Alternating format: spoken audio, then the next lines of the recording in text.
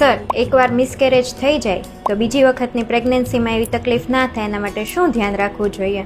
જો એક વખત પ્રેગ્નન્સી મિસ થાય પછી બીજી વખત પ્રેગ્નન્સી રાખતા પહેલાં ઓછામાં ઓછો 3 મહિનાનો તો ગાળો રાખવો જોઈએ.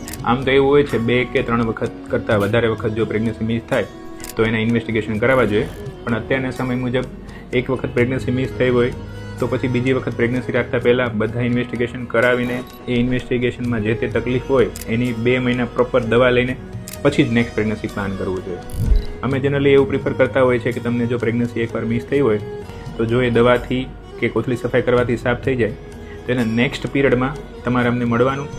અમે તમારા અમુક બેઝિક ઇન્વેસ્ટિગેશન કરાવડાવીએ જેમાં હોર્મોન્સ હોય, રતવાના રિપોર્ટ હોય, જેન્ટ્સના વીર્યનો રિપોર્ટ હોય અને કોઈ પણ બીજા થાઇરોઇડ કે શુગર કે બીજા કોઈ રિપોર્ટ હોય પ્રોલેક્ટિન, એ જરૂરી બધા રિપોર્ટો કરાવીએ.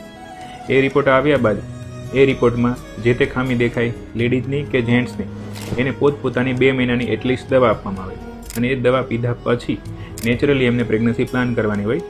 આવું કરવાથી 99% અંશે પહેલી વખત જે મિસ પ્રેગ્નન્સી થઈ હોય એ અટકાવી શકાતી હોય છે.